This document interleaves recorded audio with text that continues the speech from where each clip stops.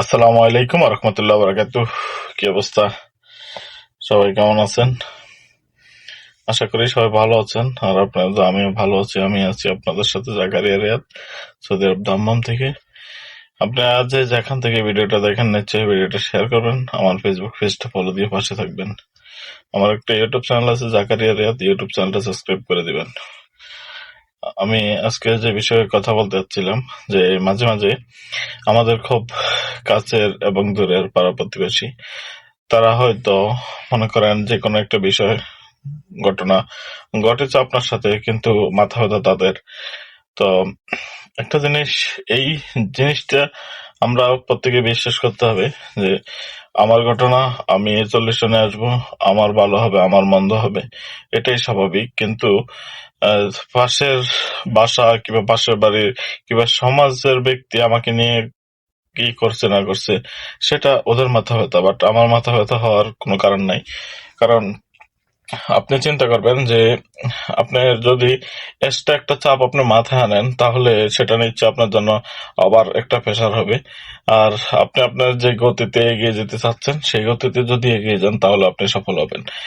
কারণ মানুষ আপনার ভালো কাজটা হয়তো দুই একবার বলবে, এবং ভালো কাজটা হয়তো দুই একজনে দেখবে এবং দুই একজনে বলবে। কিন্তু আপনার খারাপ কাজটা, আপনার যদি একটা খারাপ হয়ে যায়, সেই কাজটা যাতে না দেখছে সেও বলবে, আরেকজন থেকে শুনে। এটাই স্বাভাবিক। আর এই স্বাভাবিক জিনিসগুলোকে আমরা অস্বাভাবিক ভাবে দেখার কোনো কারণে নাই। কারণ আমরা পৃথিবীতে এসেছি আল্লাহ তাআলাকে খুশি করানোর জন্য। আমরা কোনো মানুষকে খুশি করানোর জন্য পৃথিবীতে আসিনি। আর আল্লাহ তাআলা মানুষ সৃষ্টি করেছেন, সেই আল্লাহ হয়তো অনেক সময় মানুষকে খুশি করাতে পারে না।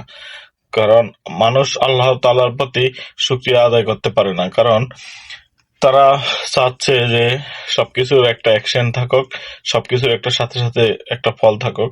কিন্তু আল্লাহ তাআলা তো সবকিছু ধীরে ধীরে দিচ্ছে।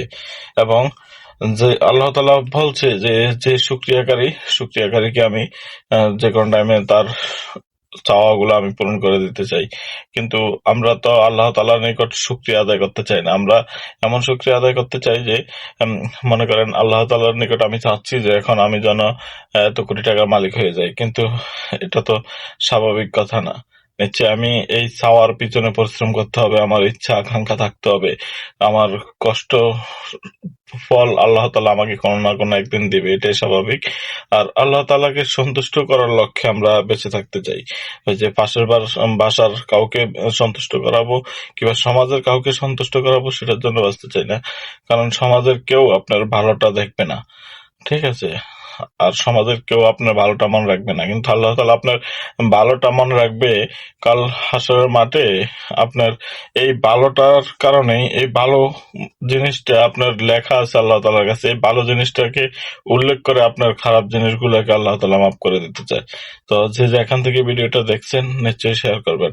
সবার জন্য শুভকামনা রইল। আল্লাহ হাফেজ।